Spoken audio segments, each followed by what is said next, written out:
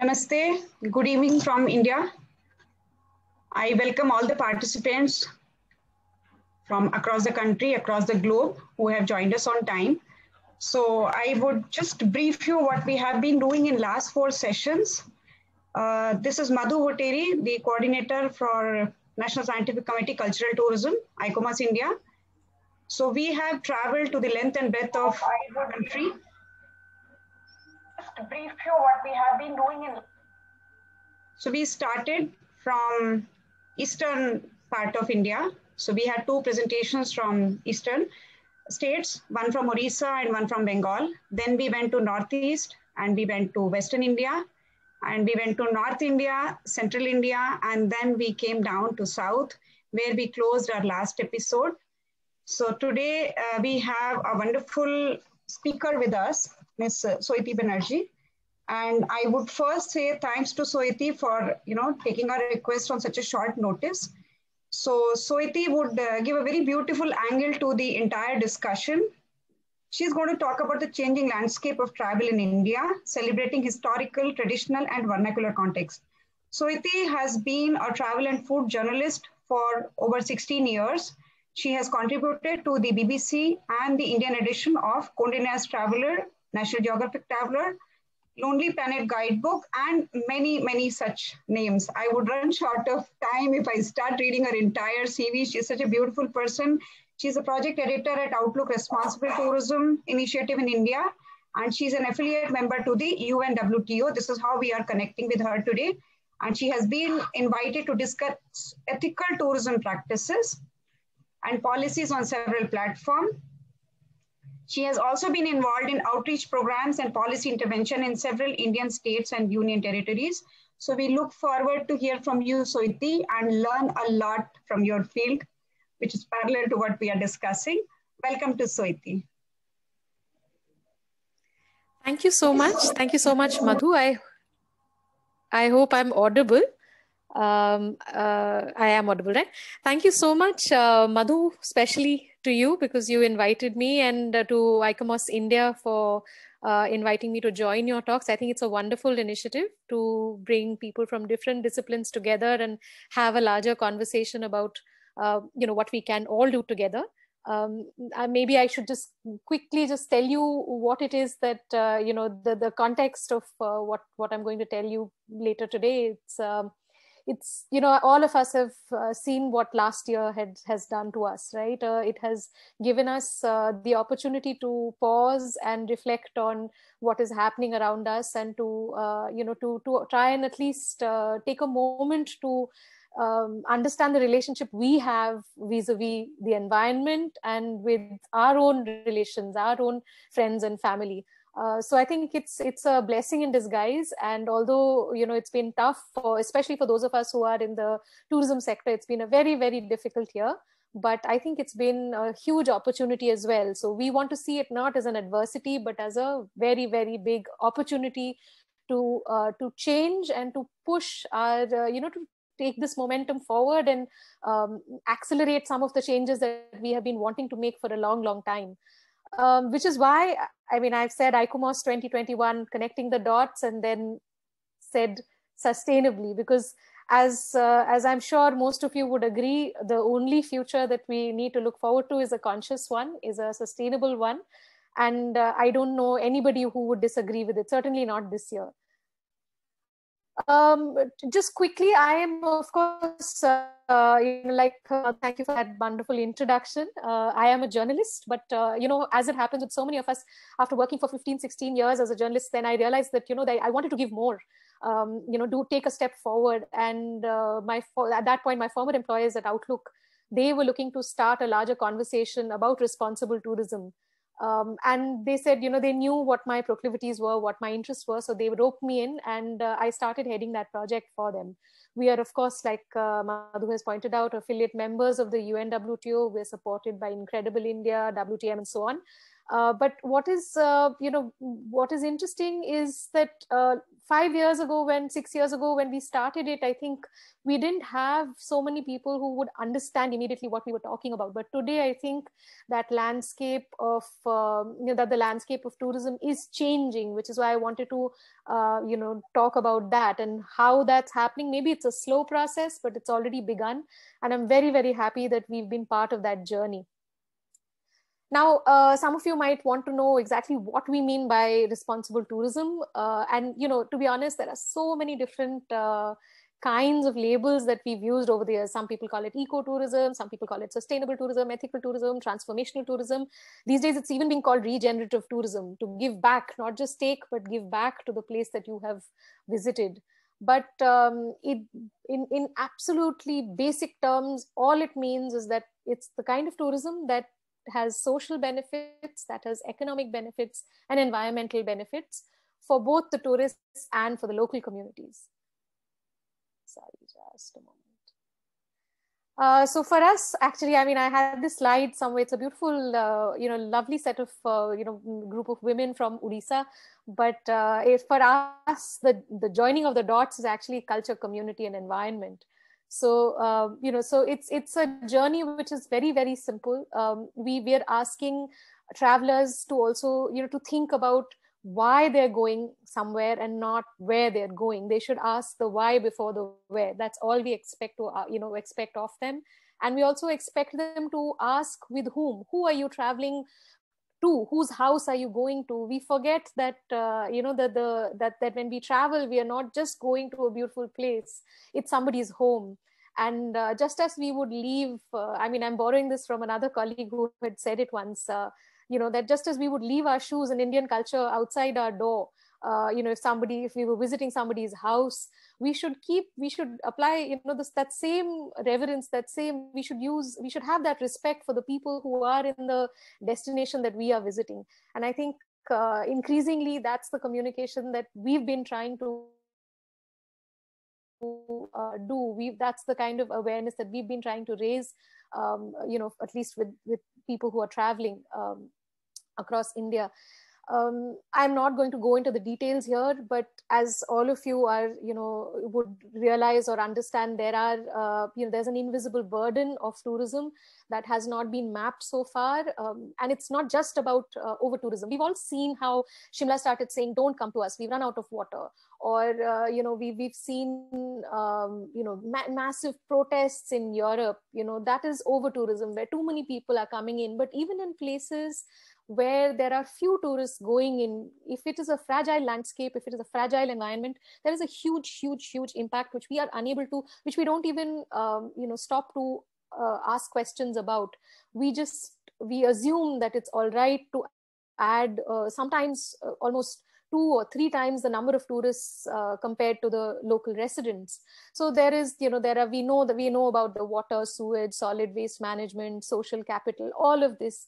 But there are many, many other costs that I haven't specified here that immediately that are immediately levied on the community, because the traveler comes and leaves. It's the community that has to continue staying there, and that's another, that's something that we need to be mindful of, and we need to remind anybody who's traveling. So today, I just, I thought that I only had about 15 minutes, and I didn't want to, probably, talk about the various models that are working in this country, and the best practices that a lot of people continue to follow in India, because traditionally we are hospitable people. Traditionally, we are sustainable communities. So if we are already equipped and already, offering a certain kind of tourism that is good for us. It's the kind of tourism that is borrowed, that the kind of tourism that sort of mimics the kind of tourism that was prevalent in the US, say in the 1970s. That is a problem, where you want a swimming pool, where you want a large television in the room, where you want a very cookie cutter kind of tourism. That is not who we are. That is not who we were. So there are many, many fine examples across the country, and I thought I'll just highlight maybe 5 of them, just to give you a sense of some of the projects that some very, very interesting people are running in this country. Before I go into the examples, I just wanted to highlight that most of the people who are part of this community that I'm very proud to be a part of as well are social entrepreneurs. Tourism is only one of the vehicles that they use to get an alternative source of income for a certain community. Largely their impetus, their agenda, their mandate is to bring in development, whether it's through better education, better healthcare, electrification, through renewable energy and so on. They have other agendas. It's not just promoting travel. Travel is only one source of dignified livelihood that they are trying to build into the larger models. So quickly, I'll first take you all the way to Ladakh, to Man village. Perhaps some of you may have heard of this place called Pangong So. Many of you will recognize it from Three Idiots, the film that made Ladakh very, very popular with very many tourists, which was a good thing, and as we now know, a huge burden as well for the Union Territory. But Man village, interestingly, is along the coast on the other side, and it's very close to the border. So so it's a beautiful, beautiful place, and there are lots of people who don't know about it. But if you ever get a chance to go there, please look out. Please look up Stanzin Dolkar. She is part of this part of this model, which is called Astro Stays, and it was started by an organization called Global Himalayan Expedition. They have in fact just won the climate change award by the UN in 2020. And all they have done is, involved people from the local communities. Stanzin, for instance, lives with her grandparent and her mother and her 6 siblings, and she's the sole breadwinner. And although they practice agriculture in a place that beautiful, she has been trained by by scientists from the International Astronomical Union to see the stars, to be able to make sense of the sky, sky that is so absolutely gorgeous in a place like Ladakh. She has a telescope now, which she can operate, and she uses it to show the beautiful dark skies of Ladakh to a lot of tourists. And this is something that, it's interesting to also note that what happens with women in areas like this is that they're often, they don't have access to education. Even when they have access to basic education, they're told that science is not a subject for them. So it's interesting that, that for them, this is a huge, there's not just a sense of pride, but also a sense of achievement, because suddenly they know that, it doesn't matter. Scientists can talk to us, scientists can teach us, and we can learn it. So Stanzin is that, is one of the many examples of young people who are, especially women, young girls, who are now using tourism as a fantastic way of earning an additional income. Going now all the way to Shiong village, which is in Mon district in Nagaland. This is a very dear friend of mine called Fijin Konyak. Fijin, of course, was one of, Fijin, unlike Stanzin, had left, she'd left her village because her family had also left the village to go to the cities of Nagaland, and then, other parts of the country as well. But she returned to her village because she wanted to, tell her own story. She wanted to work for her own people. And there is, again, a large number of young people who are going back to their villages, who are going back to their, to their roots, and reclaiming some of that pride for themselves. And here you see Stanzin with her grandfather, and she's part of, if some of you might know about the Konyak tribe, the Konyak tribe is very, very misunderstood. It is a tribe of headhunters, and right up to 1970s, they were practicing headhunters, and they are misunderstood because nobody really understands why they were headhunting. I wish you could all sit with Fijin sometime. She's compiled a beautiful book about it. She can tell you more about why they did it, and all the tattoos that they made including tattoos on the face and what each of those tattoos signified. So she's trying to document some of that, and I'm very, very proud of her and of the work that she's been doing. This, by the way, is the exact location where she is. This is Shiong village. It is tea country mostly, but Fijian has decided that she will be growing coffee there, because coffee also helps. Coffee grows in shade, so she's hoping that she can revive some of the native native plants in the area, native trees in the area, by encouraging local people to grow coffee instead of tea. She's also growing oranges and so on. All of this is intended. All of this she's doing because she wants the local community to prosper. They're close to the border and they don't necessarily have access to a lot of things that we take for granted. So she's trying to to bring in some of that into their lives and make their lives a little bit easier. This is Fijian's own house, and it's called the Konyak Retreat. And she invites guests to come and stay here. Of course, I mean, without disrupting their schedule of planting and so on. But she invites them here to just to experience the culture and to meet people and understand, a little bit more about the Konyaks. Like I said, they're very, very misunderstood. So it's a huge service I think she's doing to her own community. This is another very, very dear, I can't call her a friend, I call her Didi. This is Pabitra Maya Khawas. She's in Chikim village in North Bengal. I've had the privilege of staying with her and eating her chicken curry. She's a fabulous, fabulous cook. And, she's recently got married last year, but all these years she was a single woman living in a place that is so remote and, cut off because of, even though it's not North Bengal, it's, it's got a history of mining, which was stopped by the Supreme Court. But I think that impacted the area a lot, and they continue to suffer for it. So Pabitra has been staying there since her childhood, and she has told me in as many words that, if I am so proud of what I do. She runs a homestay. This, by the way, is how her little hovel, I don't want to call it a hovel. It was a beautiful house, but it was just a small space that she has now built into a beautiful homestay. And it's done up in her own way using local materials. She's understood, thanks to Help Tourism, which is another wonderful organization that works in the East.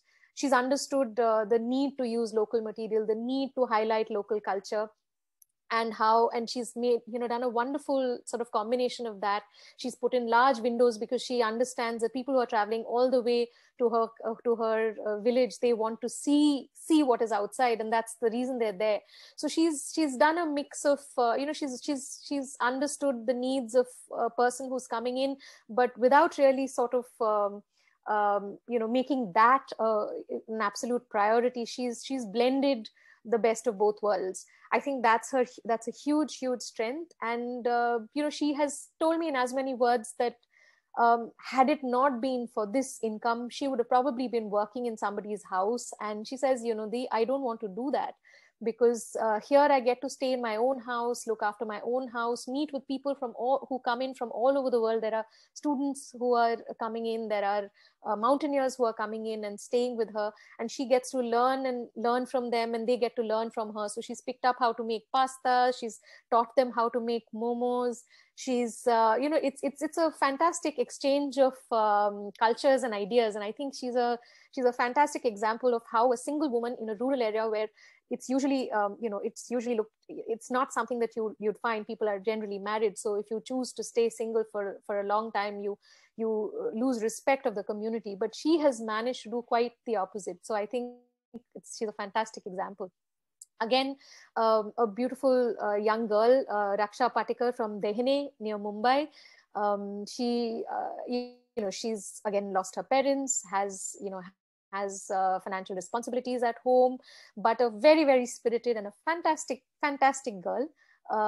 So she's also working with Grassroots, which is an organization that works in Maharashtra and 4 other states.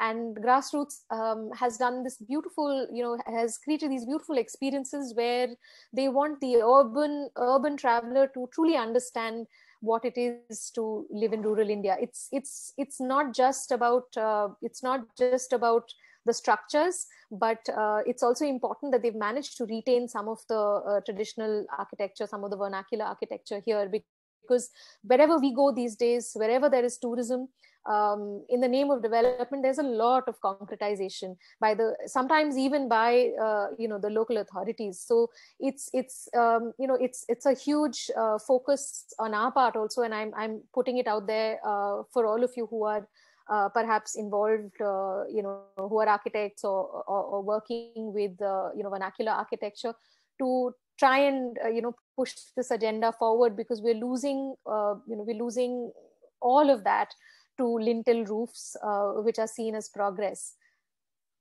Here, I just wanted to take a minute to tell you that this, by the way, is their greatest asset. This is what people travel to see.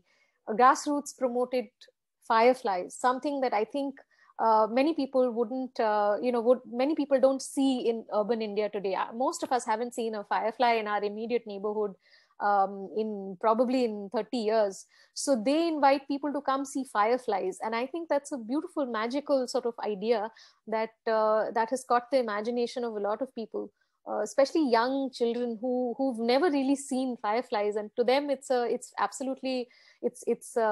almost like magic.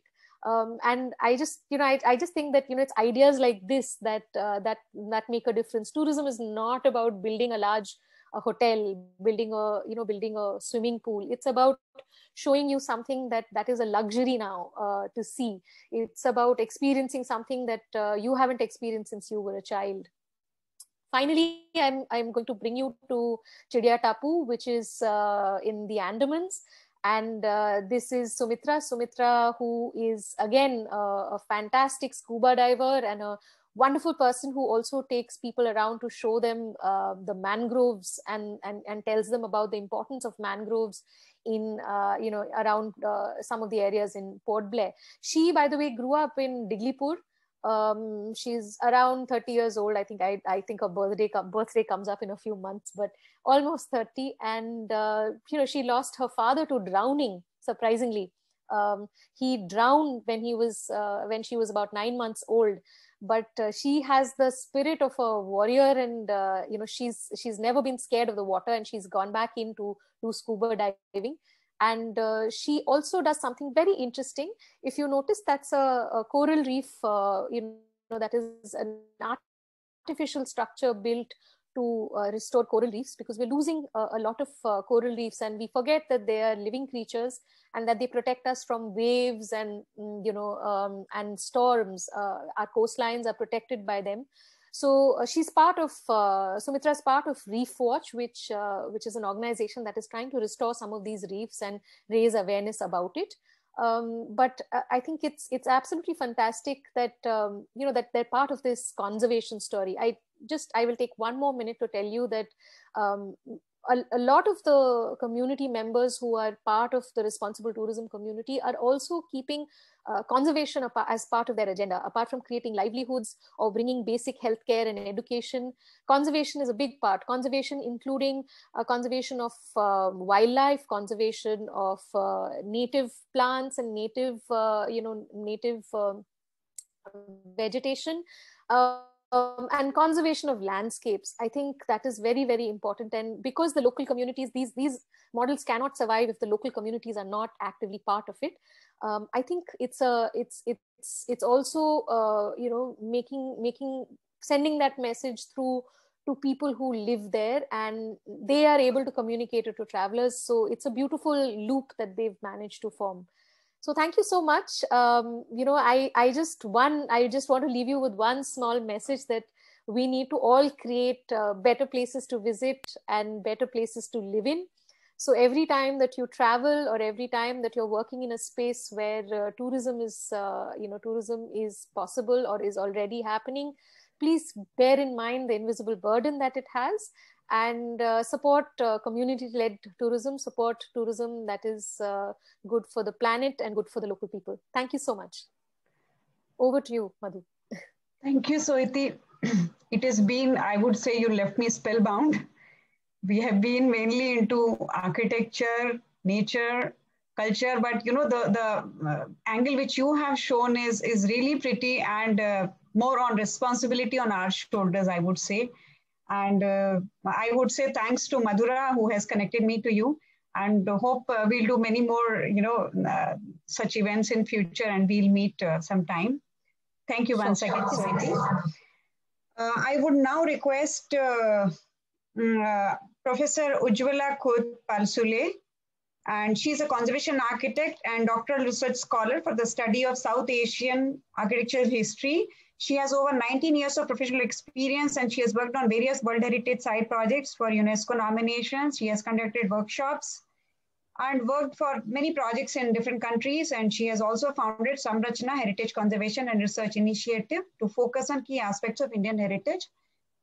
Over to you, Ujjwala, for connecting the cultural past of India and Cambodia through its architectural manifestation. Thank you. Thank you, Madhu. Good afternoon, everyone. I'll be presenting my work on connecting the cultural past of India and Cambodia through its architectural manifestation. I thank ICOMOS India for giving me this opportunity to present this work. So far in this web series, we have been seeing a lot of work on India and how the different cultural roots have been evolved and how this contribute towards cultural tourism. So just extending this scope further, I'll be talking about the connections of India with the part across India, and then how this has over the time evolved beyond India. So that is the focus of today's discussion.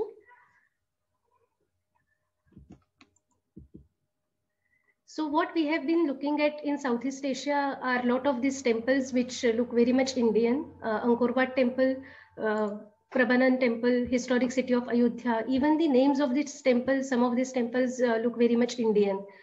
So going by the line of Rabindranath Tagore, his experience when he visited Indonesia in 1925, he says that everywhere I can see India and I do not recognize it again. And this is the exact experience till date we get when we visit Southeast Asia. We see India everywhere there, and again we fail to recognize it as Indian because there is so much of mix of culture, and we can still sense Indianness into this region. So this today's session is going to be how Indian culture would have been transferred from India to Southeast Asia, and then moving on, what are the parallel developments in India as well as in Cambodia, where we get the largest temple in the world, which is Vishnu temple, Angkor Wat temple, and how these parallel developments must have happened over a period of time to reach up to a stage where they could construct the largest temple.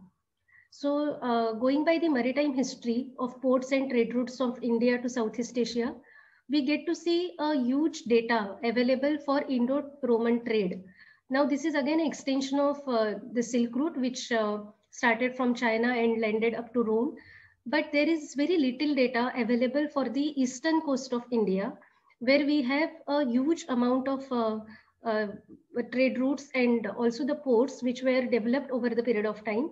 And also these landed or this actually led us to the Swarnabhumi, which is once known for its rich goods which were there in Southeast Asia.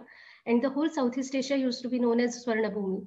So how this was connected? So that is the major concern when I started with this study. So going back to Arthashastra, Kautilya's Arthashastra, he has actually given a separation or segregation of various ports and their hierarchy in terms of their role. So we get Nagaram, which is the major market area. Then we get Nadu, which is the administrative unit. We have Angadis, we have traders, link between Nadus and traders.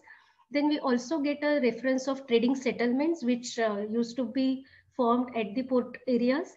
And then their camps, trading units, and how these trade centers play a very important role in terms of transmission of goods from the port to the inland ports.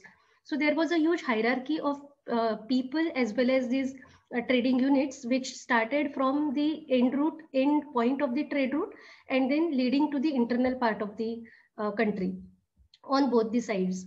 So looking at Indian subcontinent, we have these ports, almost 25 to 30 ports, which we get reference from the historical documents from 1st century AD till 14th century AD. Now these ports were thriving for all these 1400 years, and there were also references from 7th century BC, where a lot of these ports were active and they had a connection with Southeast Asia. Now just to mention this further, it is important to understand this Southeast Asia was a midway for them to reach to China. So that is how this whole trade route was designed, or this was envisaged. So for few of the ports that we get references for are, one of them very important trade center was Mamallapuram, where we see the shore temple today. So this port has been mentioned in lot of texts, lot of literature, lot of poems, and this was a fortified citadel which was constructed during over a period of time, and this eventually grown into a very, very important center for trade. Now, even Ptolemy identifies this center as Malanj, where a lot of trade was happening, and this was a very important trade, that is Nagaram, during the Chola as well as the Pandya period. Now we get the description like heaps of gold and big boats of gems, and all this used to cruise the shore. The whole Bay of Bengal was filled with ships. There were a lot of trade with fragrant sandalwood, elephant tusks, Roman punch mark coins, and rotalware were also available in Mamallapuram. So all these are material evidences which actually tells us that this trade was happening from this particular center. Now we also get references of certain very important cityscapes which were there. For example, lighthouses, they had broader streets, tall houses for merchants, fishermen quarters, godowns. So all these are evidences which we get from different inscriptions, different literature, which is available from 1st century AD till 14th century AD. Now, one of these temples or one of these structures is still existing, which is Shore Temple. And we know that that was a very important lighthouse for the on the shore for guiding the ships. Another important place with respect to trade is Mylapore. Now this is continued port during the Chola times. Now all these ports were already existing, but during Chola they got a importance because of lot of policies of Cholas also. Now this inscription also talks about many merchants settled here and had their overseas contacts.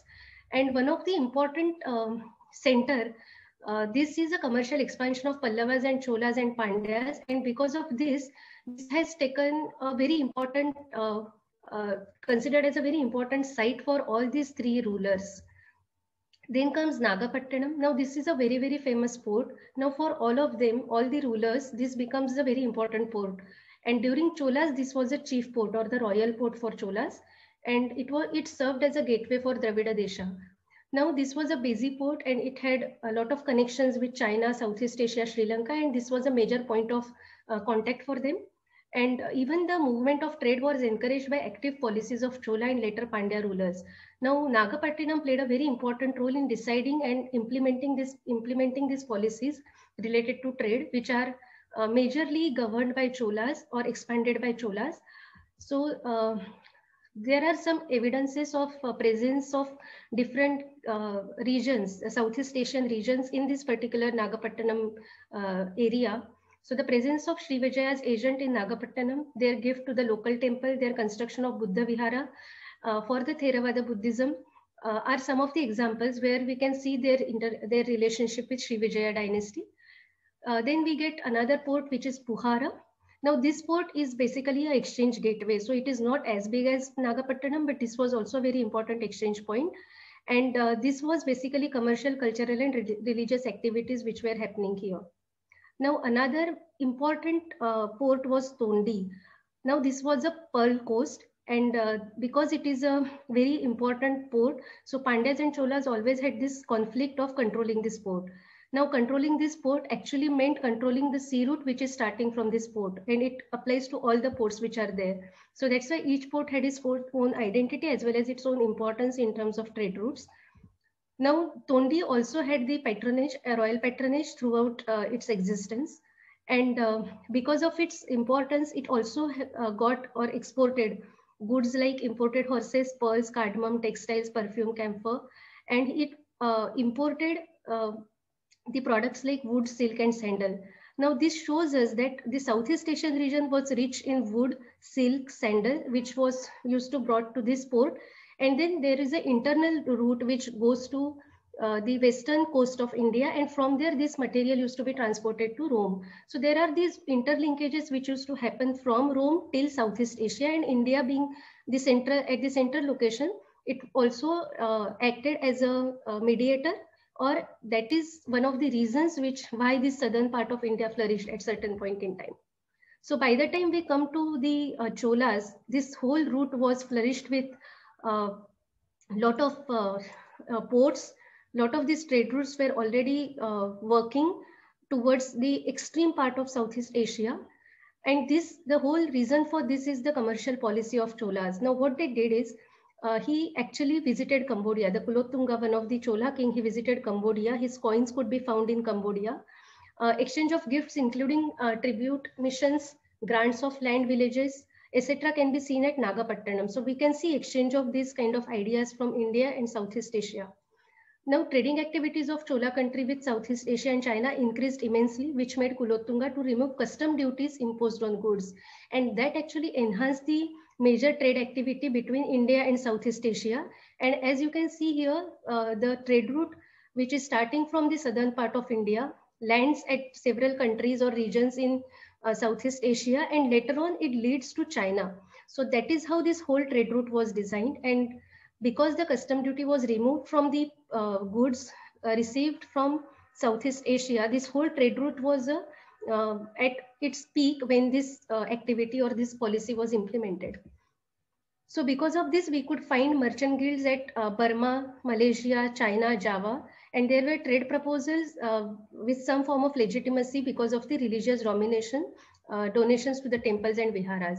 Now, there are few very important historical events which have happened and which contributed towards this kind of activity.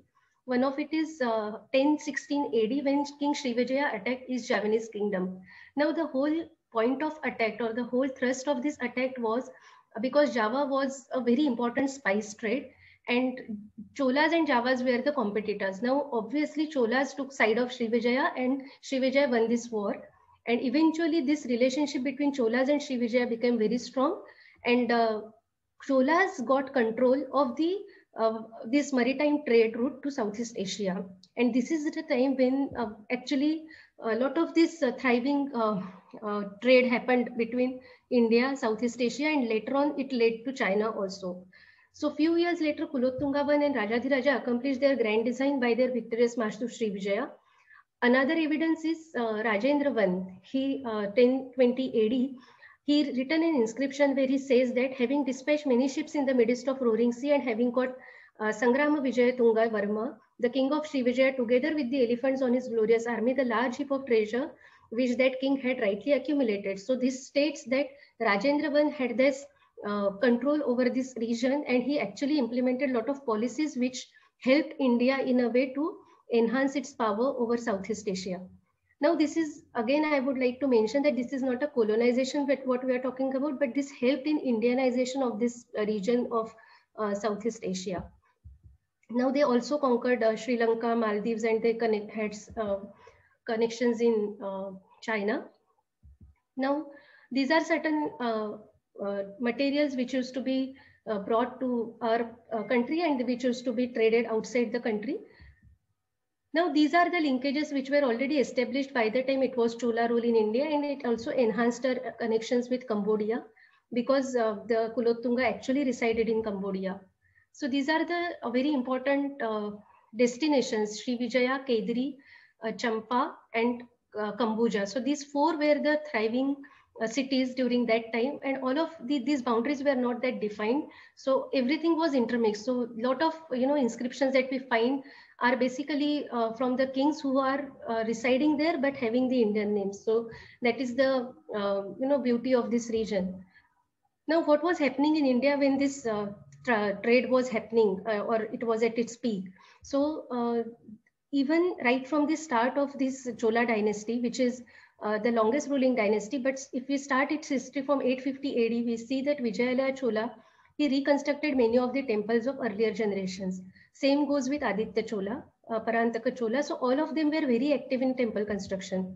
And this was one of their very royal kind of activity which they took under their patronage. Now, by the time we reach to Rajaraja Chola, that is 985 AD and 1014 AD, so we reached to a stage where Cholas were at its peak to their trade, as well as they constructed the largest temple in India, which is Brihadeshwara at Tanjavur. Now, this temple is also considered as the epitome of temple construction or the Chola dynasty in terms of its construction, perfection, in terms of geometry, all the modern architectural features that you could talk about. So this is one of the very, very important temples amongst the India, as well as even after this temple, this temple activity continued for a longer time. But this, the level that they have achieved through Brihadeshwara was never been achieved later on. But still, the perfection, the intricacy of the temples increased afterwards also. So we see that even after Rajaraja Chola, there are a lot of these construction of temple activity happened in southern part of India. Now, what was happening in Cambodia in the parallel time or in the contemporary times? So the Cambodian architecture, which is known as Khmer architecture, we see a very strong manifestation of Indic culture over there. So if we look at southern Southeast Asia, some of the countries which were there and we had connections with are Brahmadesh, Cambodia, which is Cambodia or Khmer, then Shamadesh, Lavadesh, Champa, Java, Sumatra, Borneo, or the Sun group of islands, which is currently known as Indonesia. So all these countries had Indianized kingdoms, out of which Cambodia being the most prominent kingdom because of its size of empire as well as the power that they had during that time.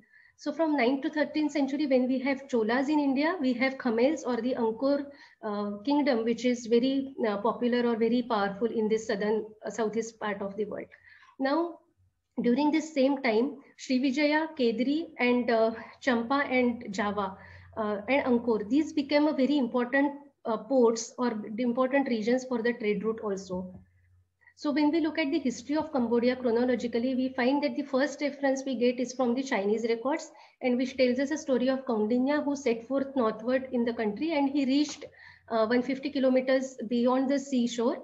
And that is where he founded his first capital. And this is the first instance where we get the exchange of India and Southeast Asia or Cambodia. And this is the start of their civilization as noted by the Chinese documents. Now, next reference we get is in 4th century AD, again from the Chinese references, that is another Kaundinya, then Jaivarmana, and the last one, which is 6th century AD, when this whole activity of civilization was at its peak. And then Kambu Swayambhu was the king who was actually, he controlled or he unified this region. And that is why the name Cambodge or later on Kampuchea in French, these words emerged, and the origin of these words is in Kambu Swayambhu and the current name Cambodia. So when we look at the chronological development of the this particular region, we see that since 802 AD, each king had its own capital constructed in this particular region, that is Angkor region or Khmer region. Now they have capital names as Hariharalaya, Yashodharapura, or Jayanendra Nagri, or Angkor Thom. So all these capitals were basically their own capitals, and then they had their own temples at the center of it. So when I say center of it, it was the actual geometrical center of the capital, and these capitals were in square shape. So when we look at the history of Cambodia, we actually see that each king had constructed its own capital, and all the names are Shambhupura, Vyagrapura, which show very much Indianness into their names. And they were actually a microcosmic model of a microcosm, which is a universe. And then this whole construction activity used to take place for that particular capital, where the center of the capital used to be their state temple. And they had come up with a different ideology, which is the Devaraja cult. So that is another philosophical parallelism which we can find in India, where each king has its own Devakula. But here in Cambodia, they have a Devaraja. So Devaraja is basically an idol which king will always carry with him. But because he cannot carry it all the time, he will keep it in his capital. And that is the highest place in the capital. So that is how this whole evolution of this kingdom or the capitals could be seen in Cambodia. So when we look at the history of Cambodia, we can see that there are 4 major parts or phases. So the first phase is Funan, where we get almost all the Chinese documents which are there. Then Shenla period, where the very little construction activity was happening. But during Kambuja period, we see that the whole construction was at its peak. And this is the time when we see Angkor Wat getting constructed in Angkor period, Angkor Thom. And then later on, after 1432, we see a decline. Now, if we look at the development of Cambodia or the temples in this region, we can see all these temples are basically constructed out of brick in the initial stages. Even this is a very important saint, which is Nom Kulen or Mount Mahendra Parvata, which is the start of a river where they have paid a tribute to the river by carving the Shivalingas in the waterbed. And this is one of the very important site with respect to the homage as well as the importance of this particular site in the lives of Cambodian people. So all these temples are basically either they are stepped pyramid temple or they have their own, they are placed on the mountain. So these are certain formats which we can see in the temple formation or temple construction in Cambodia. Now we are here in Angkor period. So we can see a lot of complexity emerging in the temple construction format. And then comes Suryavarmana II, where he constructed Angkor Wat temple, the largest temple in the world. And again, like in Indian context, we also see continual of construction of temples in this region also by the other kings.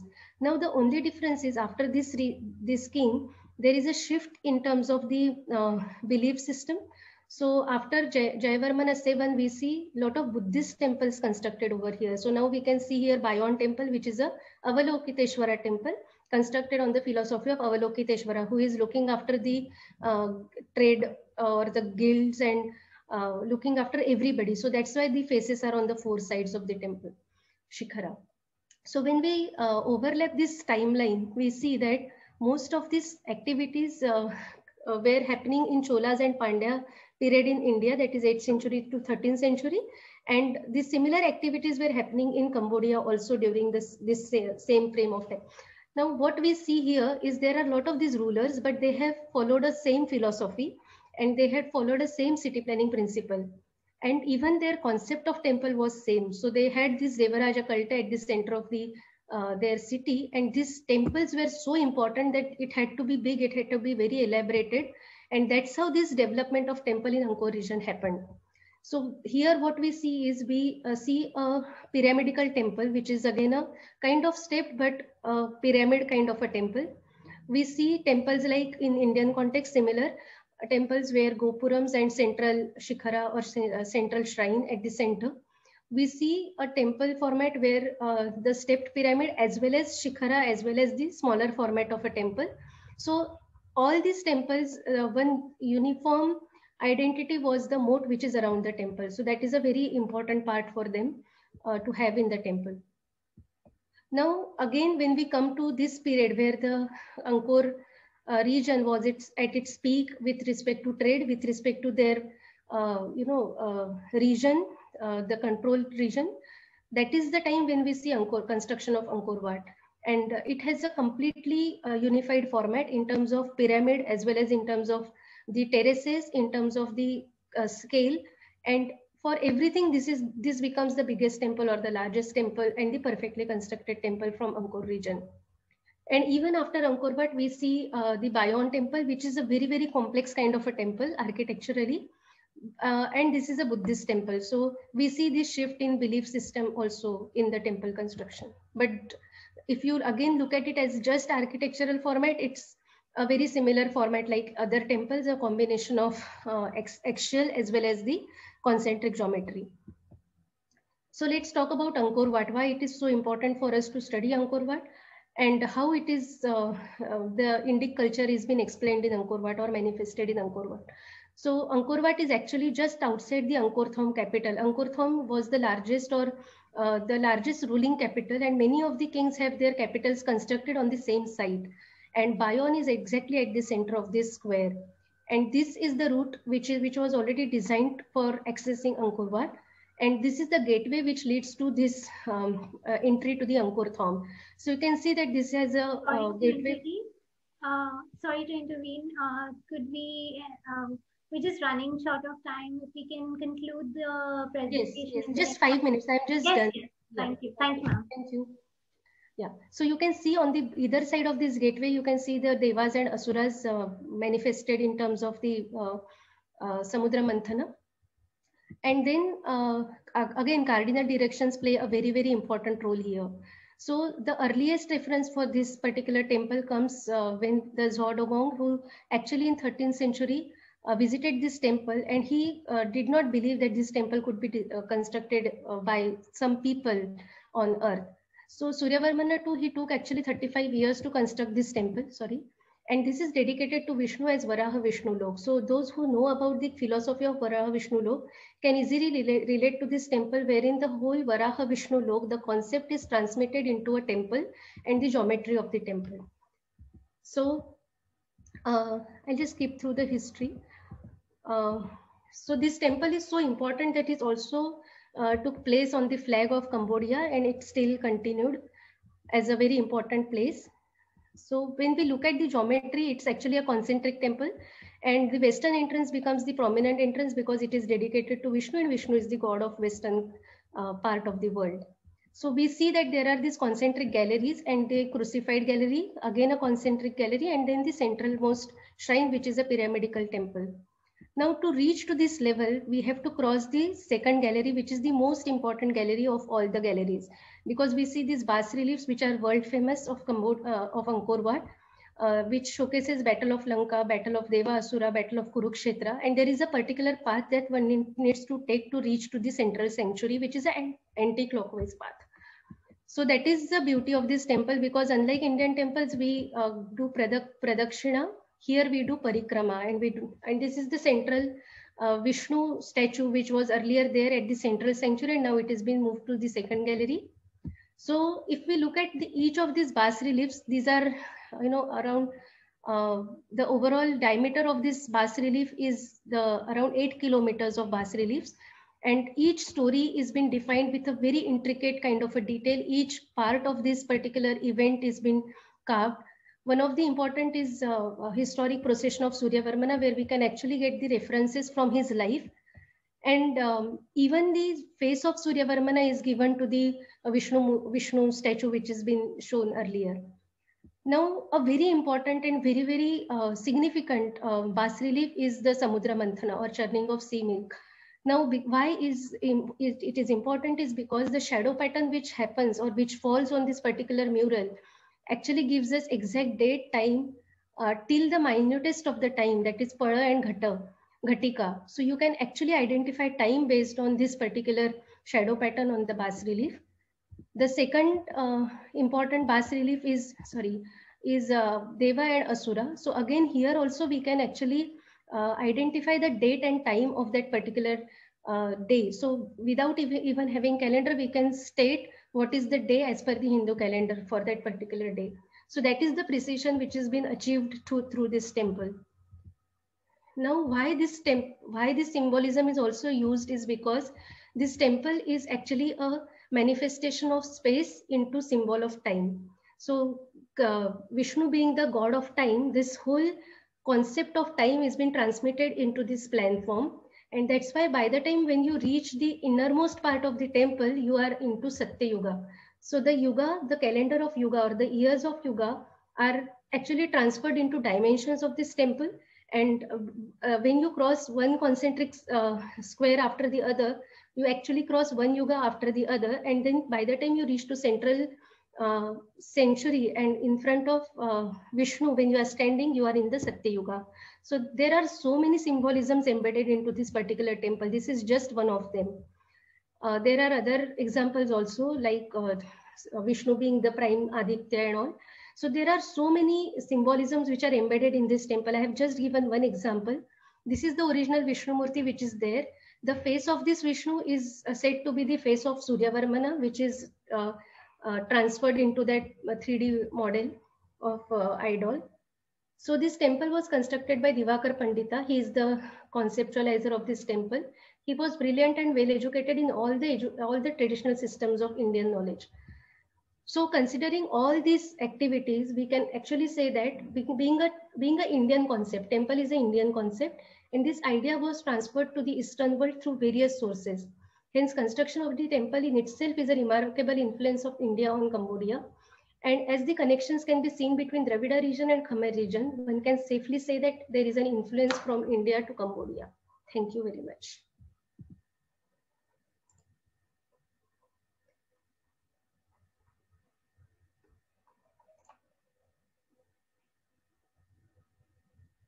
Thank you, everyone.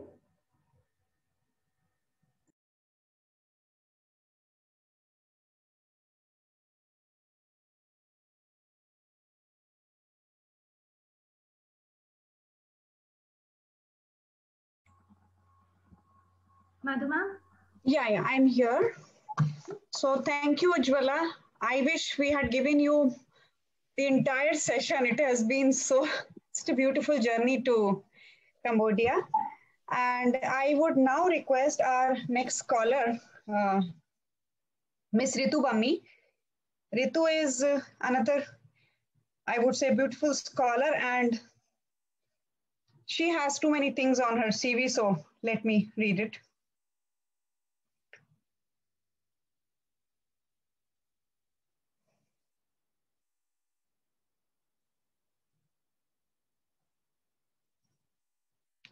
Ritu is a Spanish language professional and senior faculty teaching member at, she's teaching Cambridge curriculum in Delhi Public School, the international branch.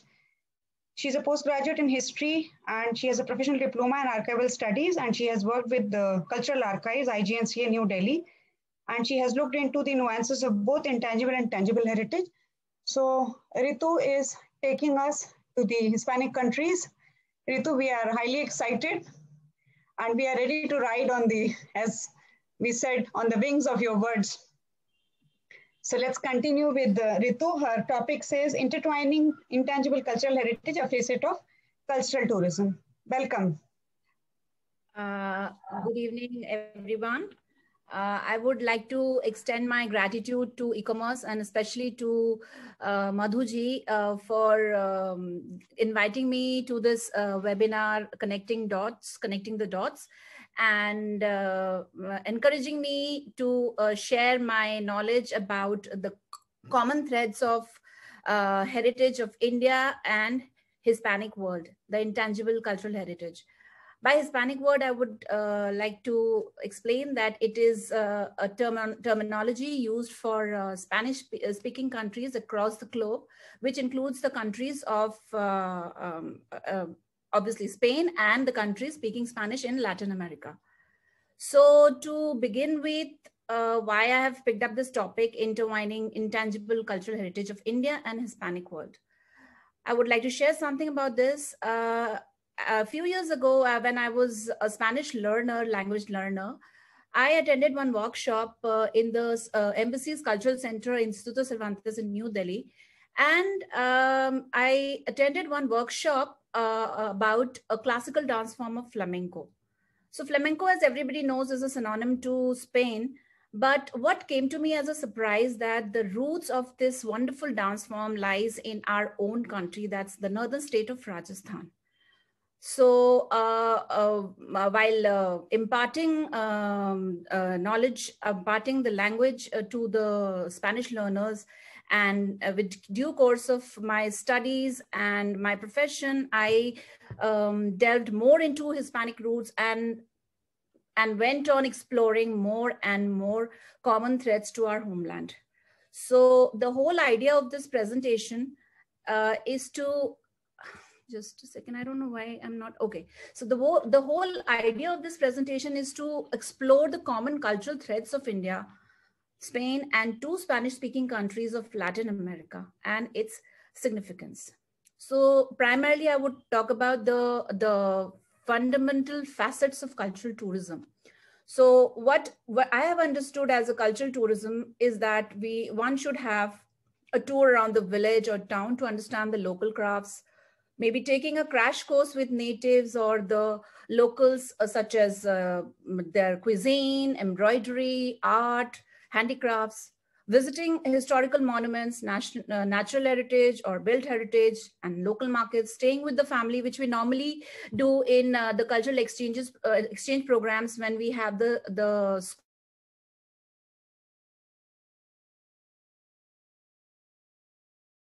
getting exposure to the common festivals, and then going with the gastronomy, the cuisine, and etc. So now as a Spanish language professional and educationist, an enthusiast of Spanish culture, of history and culture, I explored Spain myself and explored the history and understood that India and Spain have a lot in common. The geography is the same. We are both a peninsula. Both the countries explore the 100 years of Muslim dominance, and it has its impact on both the cultures. However, India was a British colony, and the Spaniards, as known as Spanish conquistadores, explored and captured the indigenous land of Latin America, Central America. But the influence of the exchange which took place can't be ignored. So this map shows the expansion of Spanish culture to Latin America after it has been discovered, after the world came to know about this unknown part of the world, which in 15th century, after the discovery of America by, as we all know, by Christopher Columbus. So here follows now the common connection of India and Spain and two territories of Mexico and Peru, which used to be territories of Spanish rulers, but now they are all independent nations. But still the impact which took place centuries ago still remains the same. So starting with, I begin with the dance form, the two classical dance forms, flamenco and Kathak. So flamenco is Spanish and Kathak is Indian, yet both have remarkable similarities to each other. So to move further, let's look into the origin of the flamenco. The origin of flamenco begins with the movement of gypsies, better known as Roma or Romani tribes, nomads. These nomads were supposed to have traveled from India, from Rajasthan, and through Romania, Hungary, Central Europe. Finally, they landed in Andalusia. This is the southern state of Spain here. That's Andalusia. They encountered rich cultures there of Sephardic Jews and Moors. The amalgamation of local culture and gypsies, they resulted in what the whole world knows as flamenco. So I would like to show a video about here. Con sangre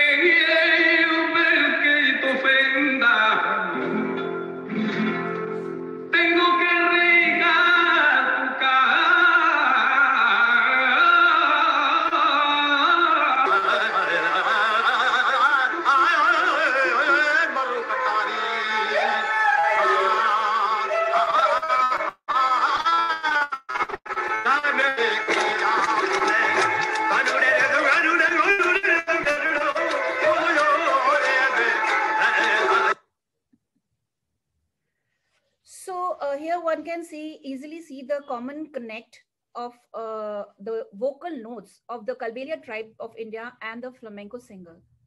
This century-long culture intermingling produced a unique art form known as flamenco. Flamenco is dance, which is made up of 4 elements. They are cante, voice, baile, dance, toque, guitar, and jaleo, which roughly means cheering and involves in hand clapping, foot stomping, and shouts of encouragement. Flamenco dancers are known as bailaoras. These are female dancers, and bailaores, the male dancers. Kathak originated from nomadic storytellers who used to perform in village and courtyards and Hindu temples, and later Kathak moved to the courts of Mughal emperors and Nawabs. The Kathak dancers dance barefoot but has ghungroos that make a rhythmic sound. The flamenco dancer, on the other hand, wears a special heel shoes for the same. Kathak and flamenco dancers both need excellent rhythm. Some techniques and body movements such as hands, arms, feet, whole body movements, turns and positions are similar in both the dances. Both dances are characterized by quickly timed turns and stop dramatically and suddenly. Both Kathak and flamenco are geared mostly to soloist female dancers, but both have male counterparts as well. So Kathak and flamenco are excellent examples of how dance can connect 2 different nations, culture, and people. Here's a video showcasing where 2 performers have a face-off on the notes of sitar and Spanish guitar.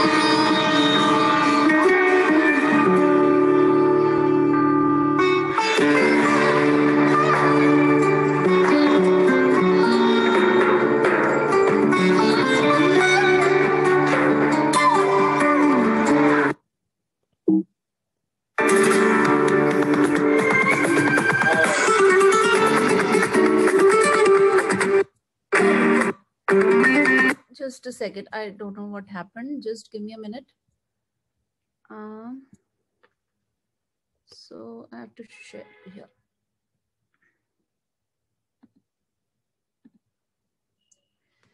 Okay, so this is really very interesting these days that we have a Jodhpur Flamenco Festival with Jodhpur Flamenco and Gypsy Festival, which has been a great event in last few years.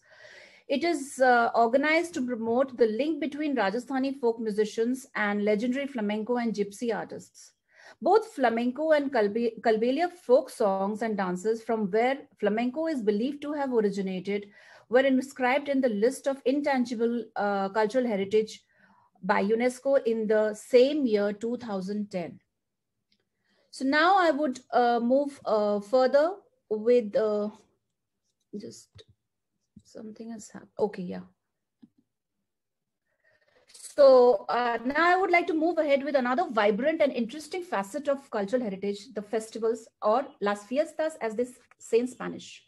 These are the major Indian and Spanish festivals which are celebrated miles away, but their commonness can't be missed. You will see it for yourself. So we know about Holi and Tomatina. So after this movie, Zindagi Na Milegi Dobara, I think all the Indians are aware of the Spanish festival Tomatina, which was showcased in the movie and in a song. This is a festival which is celebrated in the last Wednesday of August every year. The common aspect is that it is celebrated with tons of ripe tomatoes squashing and splashing at each other. This is the major festival in the city of Buñol, the state of Valencia in southern Spain. The parallel to this festival is our country's Holi, which is celebrated across the country, especially in North India, coloring the environment not with tomatoes, but with dry and wet colors. This is another festival which is known as Jallikattu in India and very commonly known as Tauromaquia or La Corrida de Toro. In English, it is the running of the bull. The lower picture which you see is the running of the bull, and the above one is Tauromaquia, which is bullfighting. Bullfighting is just as flamenco, bullfighting is synonym to Spanish culture. So Jallikattu is celebrated during Pongal in South India, in Tamil Nadu. And it is very similar to that of bullfighting tradition that is known as La Corrida de Toro. But the only difference is that in Jallikattu, the whole idea is to tame the bull holding its hump. But in Tauromaquia, it ends up with killing the bull by a matador. Matador is the person who's wearing this traditional attire in the bull ring. The running of bull, which was again displayed in the last scene of Zindagi Na Milegi Dobara. I think everybody is familiar with that.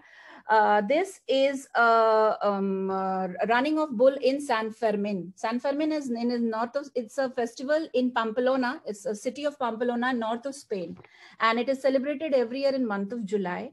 In this festival, people run in front of the bull. A lot of people run. They are thrown open in the streets and they run. And finally, the bull ends up running in the ring where he is again killed by Matador. These festivals have lately become controversial due to the suffering of the bull in the whole scenario.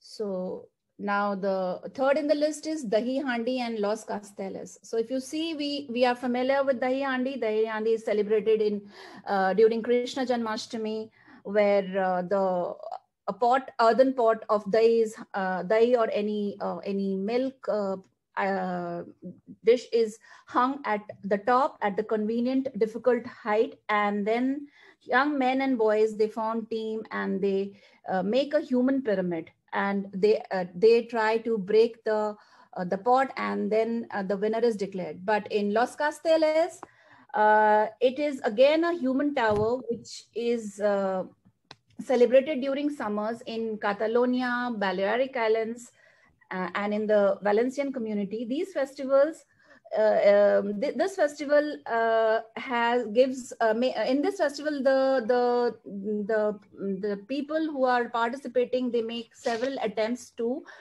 build the tower and then to break it.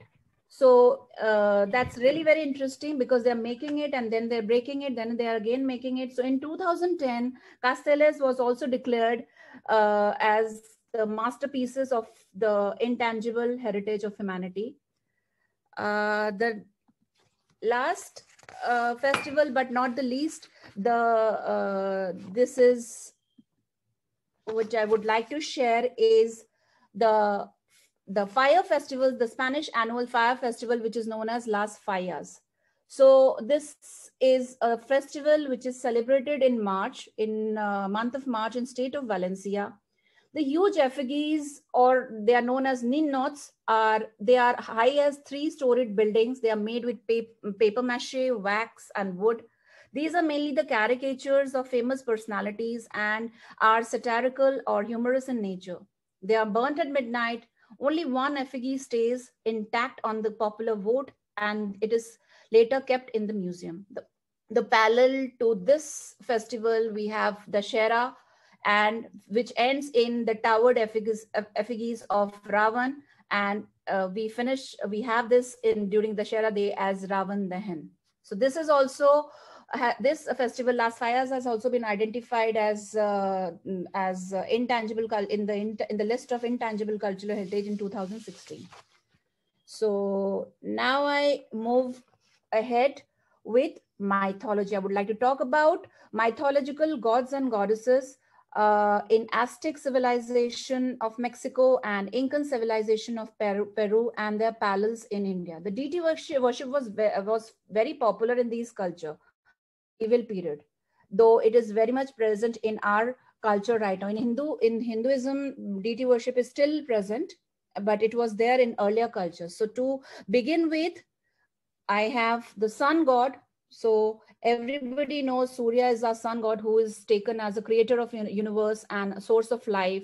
He is the supreme god who brings light to our lives and warmth to the world. He travel across the world with his with the chariot of which is pulled by 7 horses.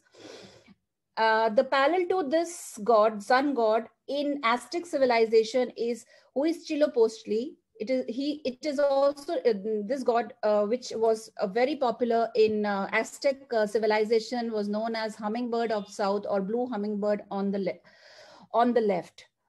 So he is one of the important deities of Aztec pantheon. For Mexico, he was the supreme god. He was god of sun, war, considered the patron of Aztec capital Tenochtitlan, and associated with gold warriors and rulers. And to the right is sun god Inti, who is revered and in Incan mythology. He is a son of the creator deity and considered all-powerful, but he is also a benevolent god and capable of generosity. Now I move ahead with Mother Goddess.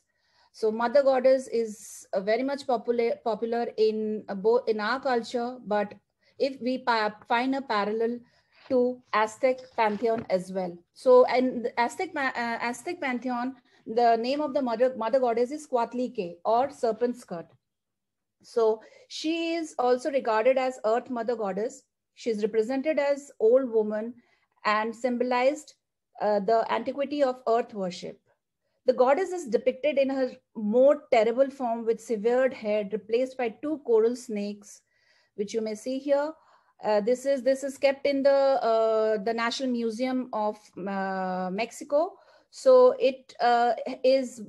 She wears a necklace of severed human hands, hearts with large skull pendant. Her typical skirt is entwined skirts, while her hand and feet have large claws, which she uses to rip off human corpses before she eats them. However, Coatlique is also the patron of childbirth, was associated with warfare, governance, and agriculture. The parallel to this figure, this deity in our culture, is Goddess Kali.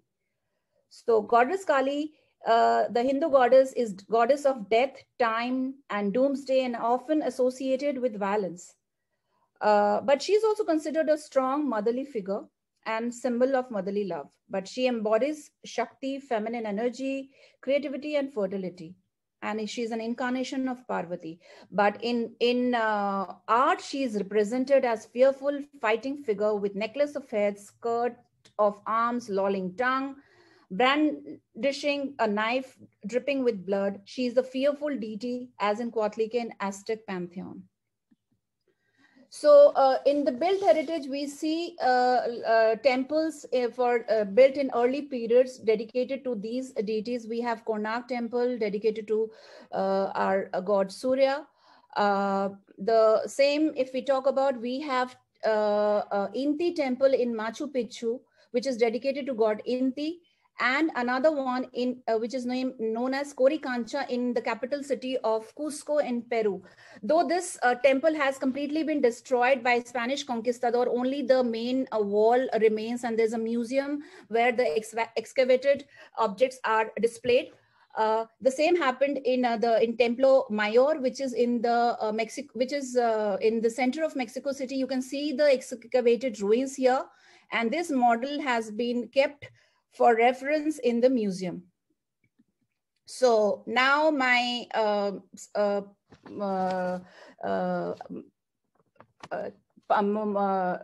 going to now talk about the very important thread for cultural heritage, which is the gastronomy. We can't just talk intangible cultural heritage without talking about gastronomy.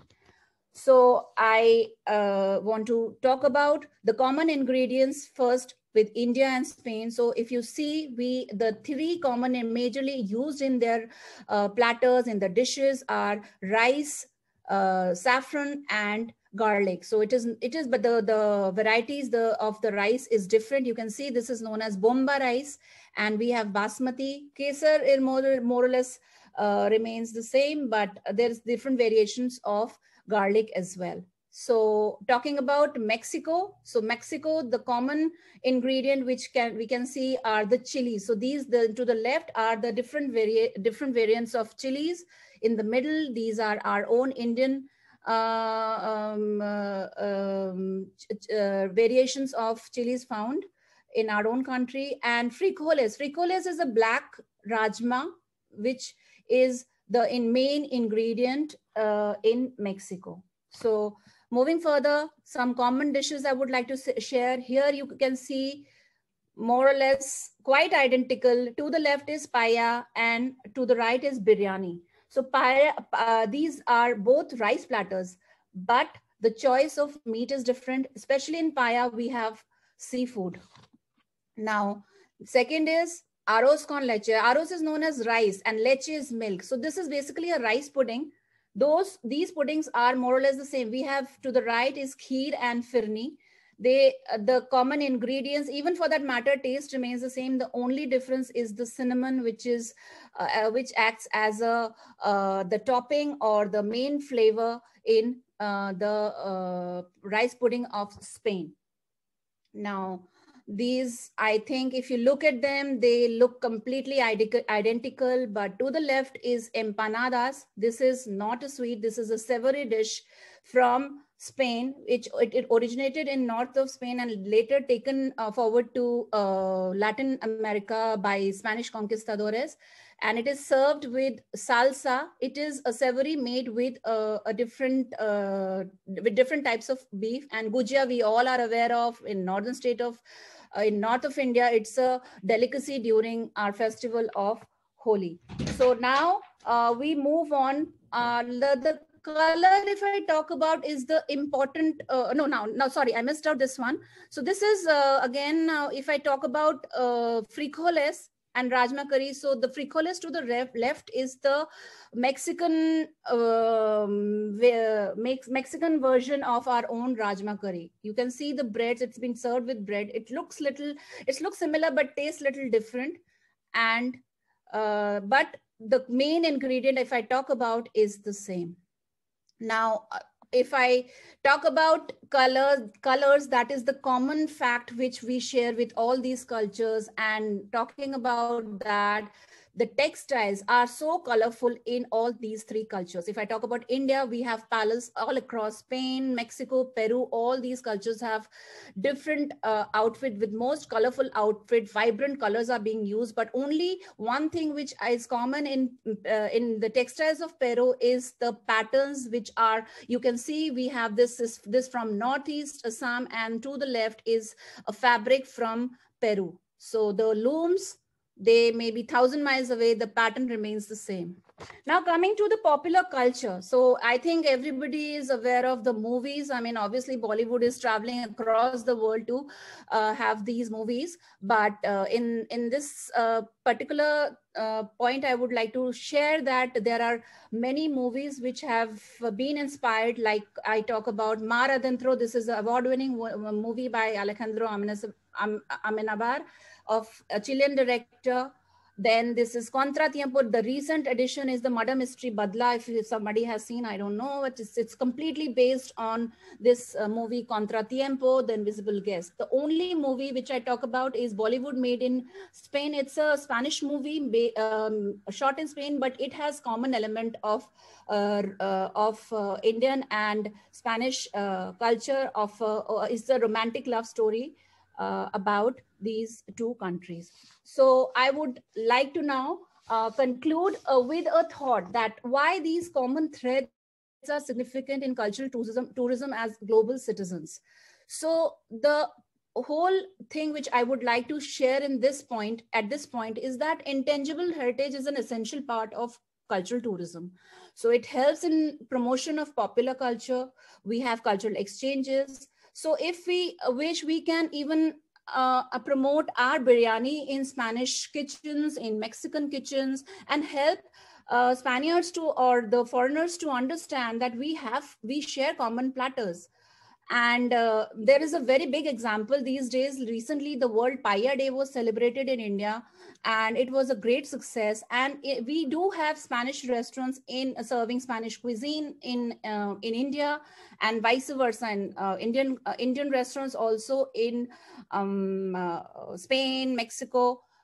We know about nachos, tacos, quesadillas. We know about these. These are very, very much accepted in India because of the similar palate. But we can still have more exchanges, more exchange of our culture through dance performances, celebrations. We encourage these kind of exchanges while in our teaching program to know about more and more about the basic culture of a country. So this is about the cultural exchanges. If we talk about mythology, it helps us learn to know the antiquity, the built heritage, talks about the monuments, the knowledge of the heritage, and we can reflect what we acquire there. There is a very good option of creating routes, which I was exploring in. I have seen a lot of cultural routes being created, itineraries being created, based on history and languages. For example, there is a special route in Spain which is about Spanish language. I'm sorry to intervene. Yeah, I'm almost done. I'm just wrapping it up. Yes. So this is what the thought behind the entire presentation is. So I have tried myself to inculcate all these aspects, majority of them during an annual Spanish festival where I'm the coordinator and is organized by DPS Society. So this is what I feel that we all should take it from here and to amalgamate both the cultures together to learn, to teach them our culture and to learn about them. So that's it. And thank you, everyone. And I would like to add this word, muchas gracias. I think everybody knows this word, maybe. I have no clue, but still, this is a thank you in Spanish. Thank you so much. Thank you, Rituji. It was a wonderful presentation. And I would now request Lipika. We have some very interesting reviews coming from last 4 sessions. There have been school teachers and hotel management colleges, architecture colleges. So Lipika, please take over. Thank you, ma'am. Good evening, everyone. And as part of ICOMOS India, I would like to take this opportunity to thank a number of people without whom this 5-week-long event would not have been possible. First of all, of course, Madhu Woodry ma'am, the coordinator along with co-coordinators of the National Scientific Committee on Cultural Tourism of ICOMOS India, for really just stepping forward and taking this initiative, designing this wonderful webinar series for all of us. It has truly been very insightful and engaging, ma'am. Thank you, and thanks very much to your team and their efforts and all your basically enthusiasm. We truly appreciate it.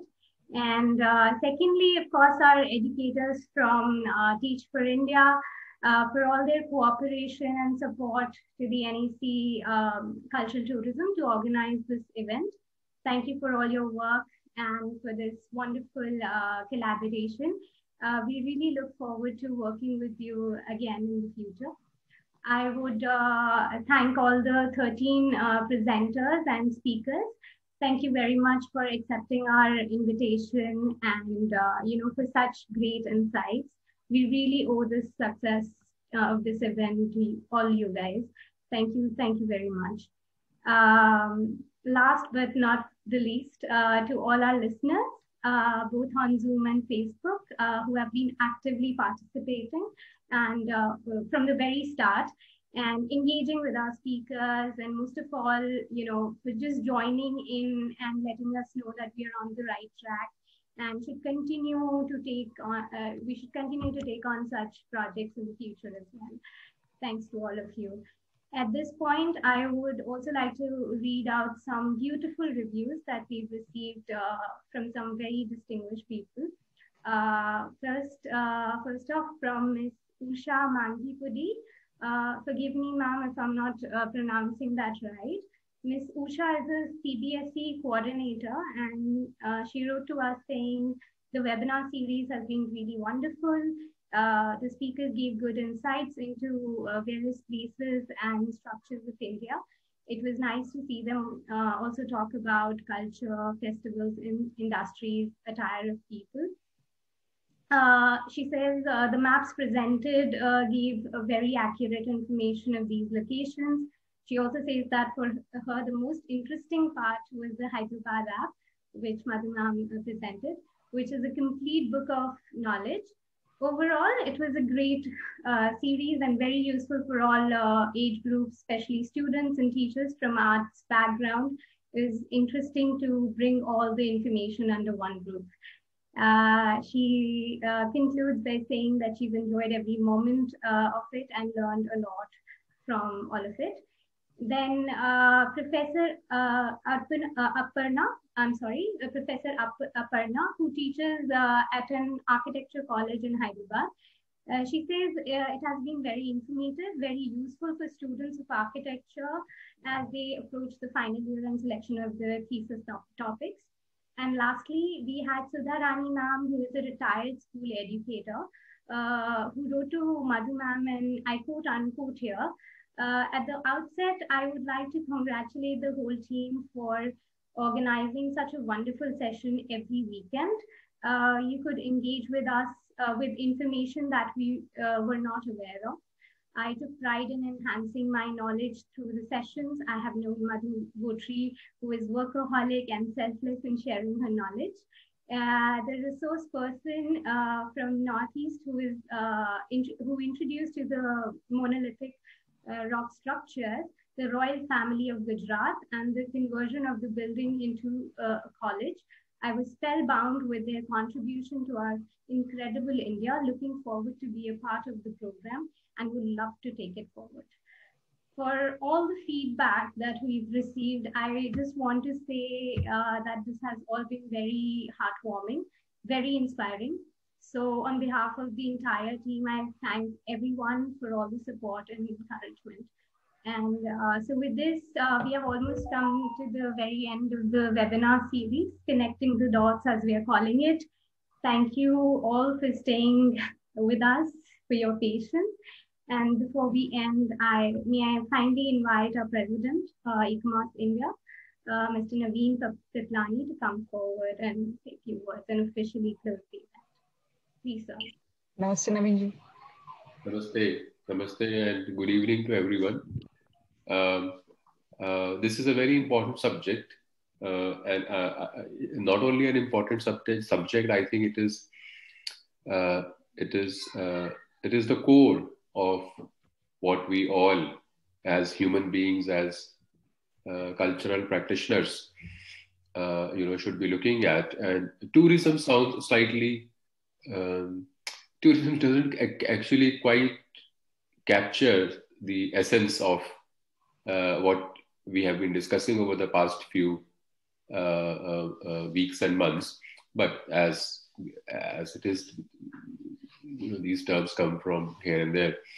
But the fact is that the idea to share, the idea to travel, the idea to experience, the idea to make connections. I think connections perhaps is a better word, cultural connections rather than cultural tourism. And these connections could be spiritual, it could be physical, it could be linguistic, it could be gastronomical. So connections perhaps embraces a much wider understanding of what culture, history, art is all about. And the fact that our passionate, selfless heritage warrior, so to say, Madhu Bhotri ji has taken a lead in giving us this opportunity to introspect and see what other people are doing in different parts of the country. It's quite a mammoth task, really, to get speakers, to get people to speak about from different zones, from different scientific committees, from different backgrounds, week after week, coming and talking to people. In today's day and age, it's quite commendable in many ways, really. And I did get a moment to look at a few of these webinars, not all, I must confess, but once you hook on, then you don't want to leave, and you want to see. I was just wondering about this Spanish presentation and the others this evening. You can just pick up anyone and just go deeper and deeper, and for the rest of your life you can keep doing this, because the more you go deeper, the more it widens. The more you dive into it, the more it pushes you back. The more you think, oh, I think I know. And the next moment you realize, well, I really don't. So the subject is as wide as it is deep. It is as vast as it is specific to each culture and context. And, I really have no words to convey my gratitude to our coordinator Madhuji to bring all the speakers. And what I really appreciate is that speakers come and just pour out their wisdom. They just come and it's almost like, look, I know this and here it is. It's almost like, look, give me more time and I'll tell you more. And we have to say, no, but the time is. So this quality in the speakers that Madhuji has been able to, it's rare, I would say. It's quite rare. We don't pay them. We don't give them any kind of monetary or financial or even any other way of exposure, but they just come and speak and want to speak more. And we feel bad that, look, time is running out. So this field, the more and more you explore, the more and more you investigate, the more and more you want to do and learn more. And I can only say that with people like Madhuji with us, our arms and our doors are wide open for people to connect with ICOMOS India in the form of members, so that you can pick up your own dot, you can pick up your own thread, you can pick up your own area and just fly away and do your thing and come back and say, look, this is what we have done. Can we present? And we need more and more dots. This is a series which has connected a few dots, but we need a whole gamut, whole galaxy of dots, and a lot of work for Madhuji in the future and for the organization. Our research intern, 7 o'clock, beyond 7 o'clock, sitting alone in office and call. This is the spirit of ICOMOS India. This is really the spirit of volunteerism. This is the spirit of actually connecting with human dots, I would say, and sharing, wanting to be around to be able for others to share. It's amazing quality that we've got in our members and our coordinators.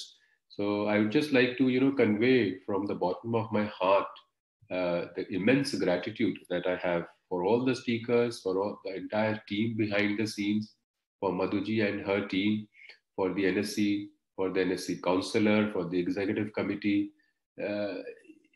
It's amazing. And I'm sure there'll be many more such events to come.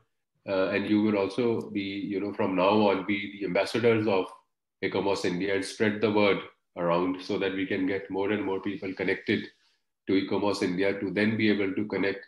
I see all of you as dots. So these dots are like Bindu. The more you zoom in, the greater the dot becomes, and then it becomes a universe to explore. So all of you lovely, wonderful human beings are these dots. I'm thankful to Madhuji to be able to let ICOMOS India connect with all of you and learn from you. So I think with those words, I'll again express my huge thank you to all of you, and a big thank you for all the coordination to Madhuji, for the Government of India, for the India Tourism, and also the organizations that have come together to make it work. We were struggling to get some of the speakers or perhaps some of the more eminent people to be able to join us, but as these are difficult times, but Government of India, I think Madhuji had extended a huge reach out to be able to connect, Teach for India. They have been very supportive and collaborative of this event.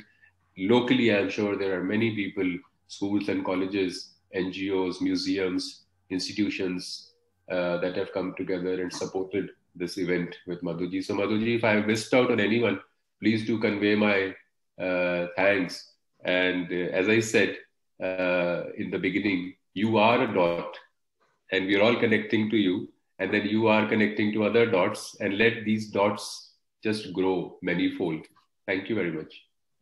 Thank you, Naveenji. Thank you, Lipika, and thank you to the wonderful speakers once again. Yes, I just wanted to, this is one last request from all the listeners. Can we have your videos turned on so that we can take a group picture? Yeah.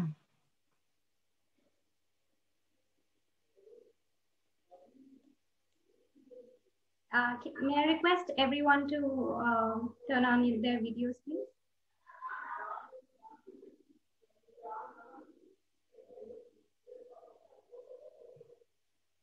Anyone else who would like to be in the photo, group photo? Yeah, just 3 more people are left. Okay, all right, we take it then.